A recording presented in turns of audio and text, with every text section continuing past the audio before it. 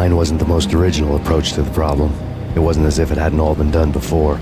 An eye for an eye, the first principle of revenge. Old as dirt, still going strong. The cardinal rule in going after someone with an intention to kill was not to make it personal, which it almost always ended up being anyway. It did with me. I took my time, cruising around the city in the snow. There was no hurry. I knew what I had to do now. I took my time, thinking about it, building up the rage.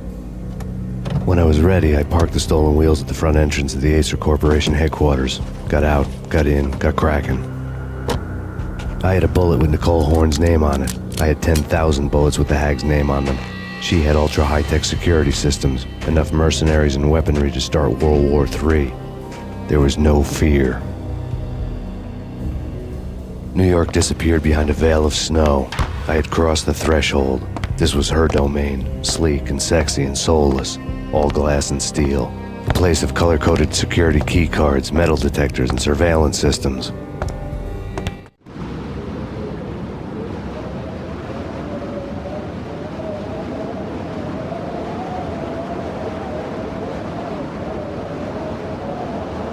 Colder than a walk-in fridge. Cold as a gun.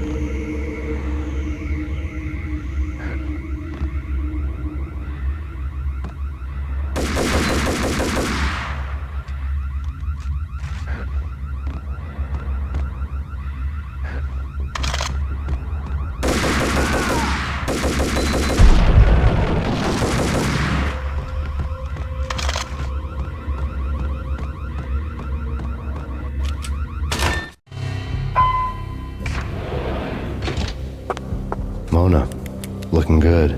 Max, we gotta stop meeting like this. It will be a cold day in hell before I let a narc cop stop me. Miss Sachs, do your job. Relax, Max. You're a nice guy. I don't kill nice guys. You're not bad yourself.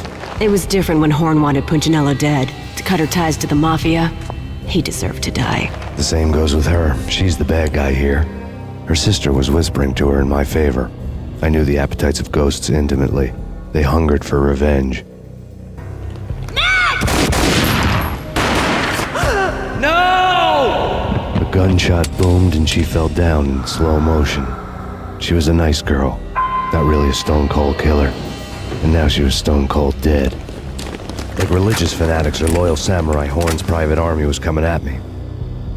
I have him.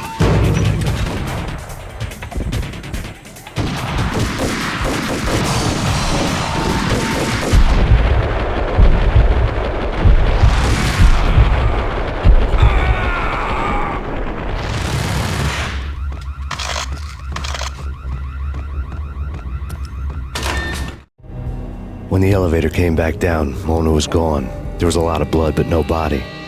Something clicked for the final time. My mind had never been so clear, as if somewhere high above the storm clouds were already gone, cold stars blazing from the black skies.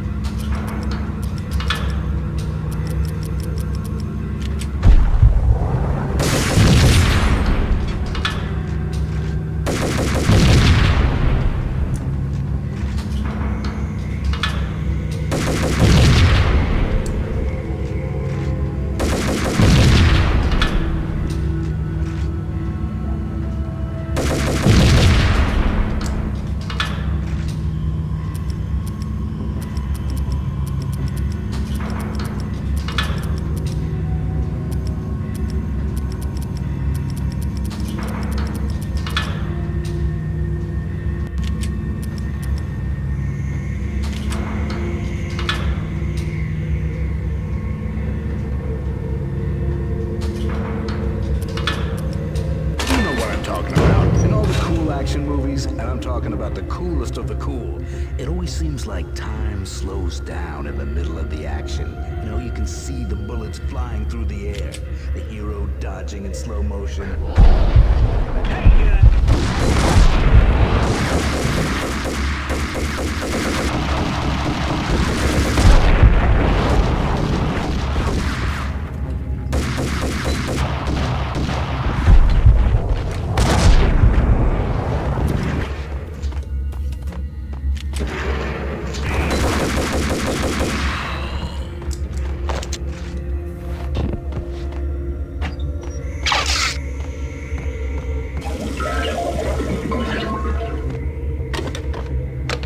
I had elevator access to the mainframe. From there, I'd be able to override the security locks and get to her office.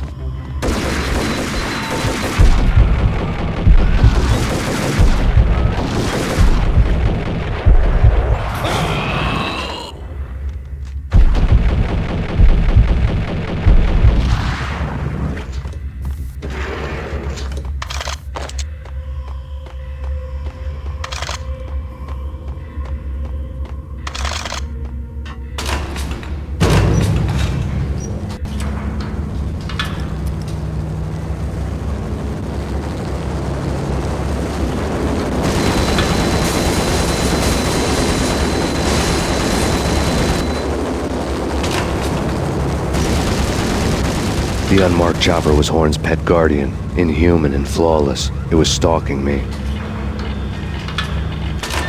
Stereotype. I'm not a cold-blooded killer. I'm a nice guy. I love my wife. I have 2 boys I'm very proud of. You just have to make the ends meet. And if that means I have to shoot someone now and then, hey, it's just my job from 9 to 5. Well, not quite from 9 to 5, but I hear you.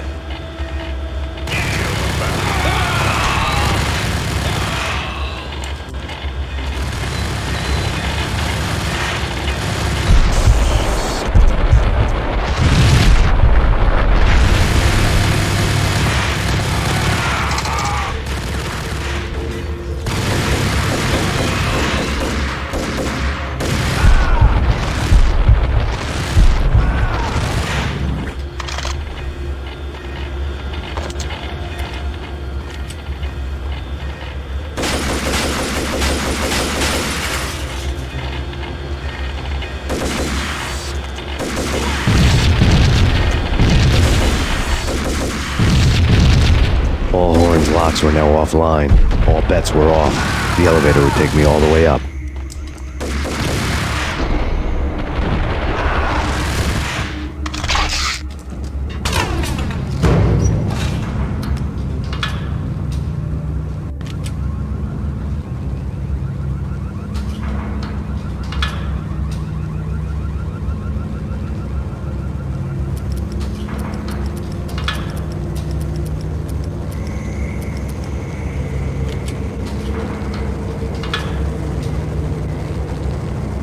Seen from this height, the night seemed to stretch on to eternity.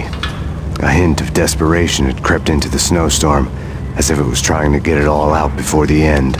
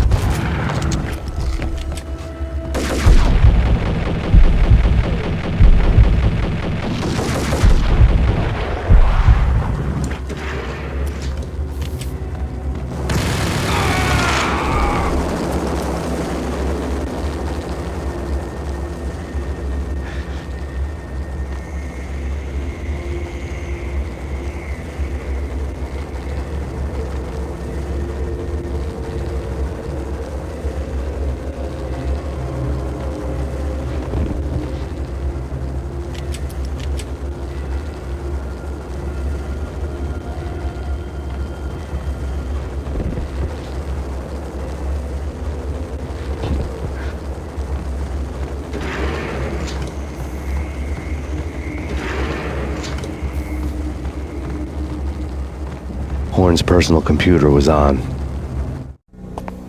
Next to the printer was a neat stack of expensive paper. Hacking through Horn's computer would have unearthed files of criminal plans, strategies for world domination, spy helicopter reports, illegal wiretap recordings, internet porno, all of the above. Take your pick. I really didn't care anymore. I had seen too much of it already.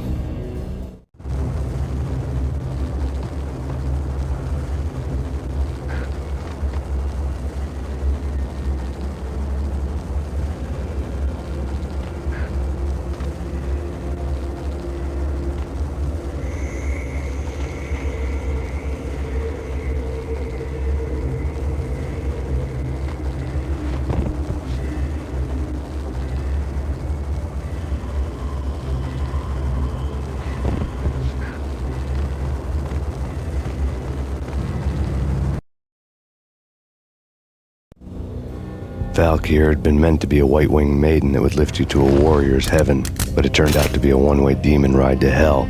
The devil was in the drug. I knew. I had met him.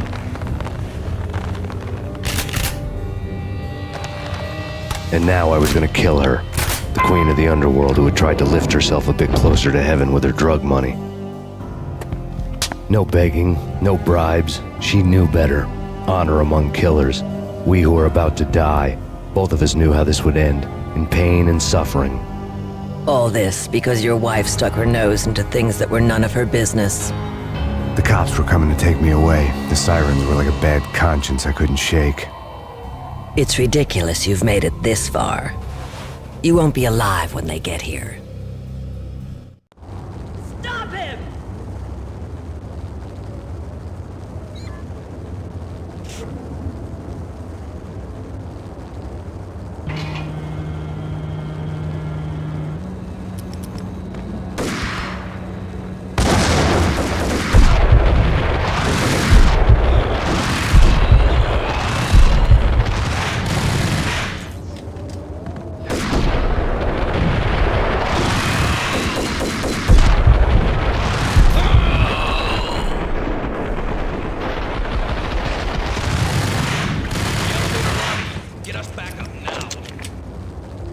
Max Payne, this is futile. A waste of time. The deaths of your wife and daughter were necessary. Inevitable. It is done. You cannot bring them back. Nothing you do will make it any better.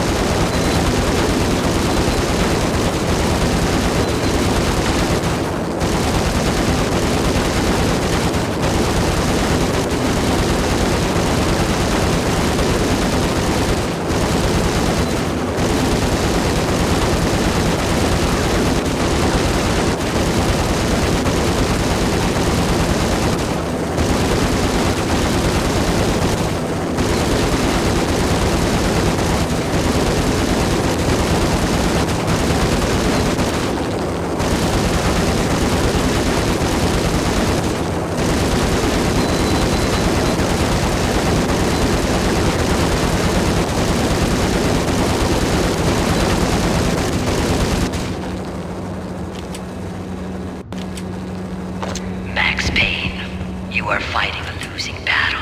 You cannot survive this. You will die. Stop fighting. Make it easy for yourself. Accept your fate. You will die here.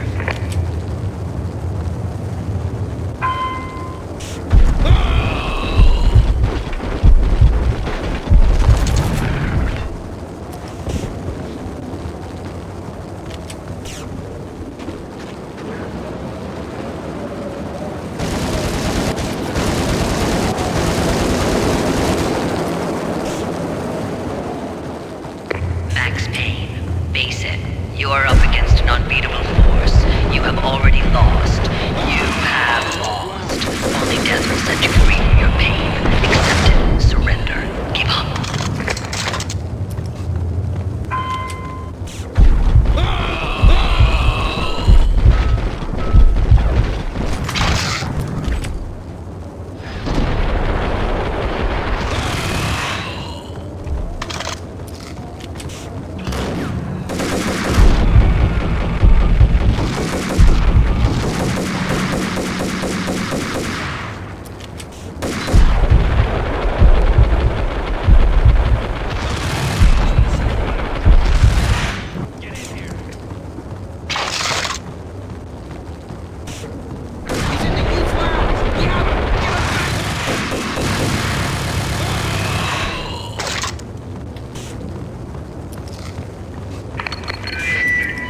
What do you mean he's unstoppable? You are superior to him in every way that counts. You are better trained, better equipped. You outnumber him at least 20 to 1. Do your job.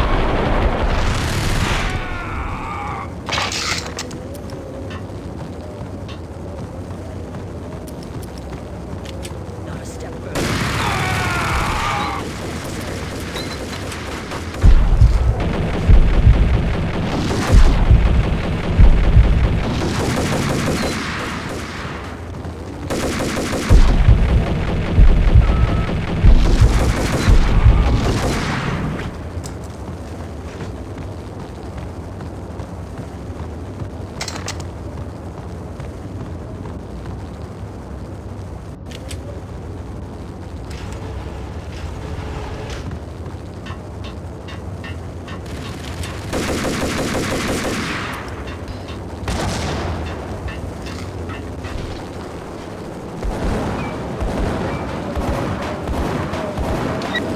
Roger that.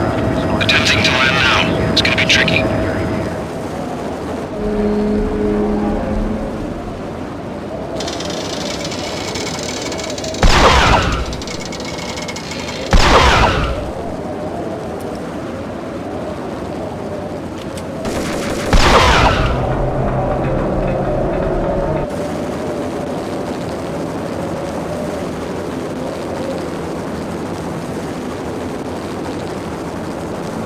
She's on board. We're out of here as soon as the wind dies down. Don't like the look of that mast.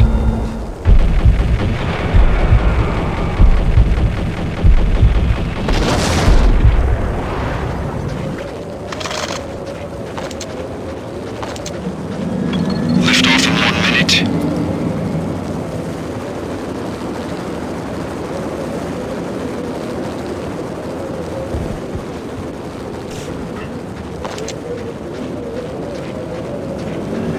Lift off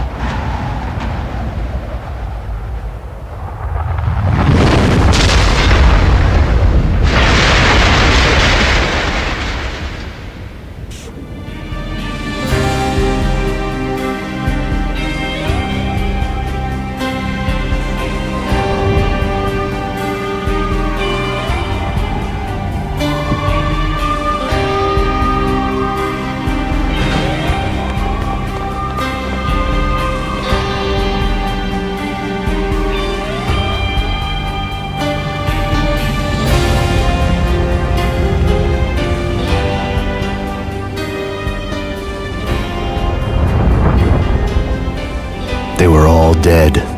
The final gunshot was an exclamation mark to everything that had led to this point. I released my finger from the trigger. And then it was all over. The storm seemed to lose its frenzy. The ragged clouds gave way to the stars above. Max Payne, this is Deputy Chief Jim Bravura from the NYPD. We've got the building surrounded. Throw down your weapons and lie down with your hands behind your head.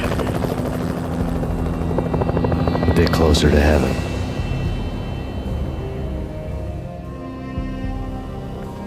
The cops' voices were distant and muted. Freeze! NYPD! Hold it right there! My ghosts released me from their haunting. Down below, New York City glittered like diamonds on black velvet. You gave us one hell of a ride. Take him down to Central Booking. You heard the man. Woden was there in the crowd, standing by the sidelines. It wouldn't be over till the man with the patch would say so. He'd say the right words. I knew he would. He'd better. Woden grinned smugly. It was the grin of a winner. That made two of us.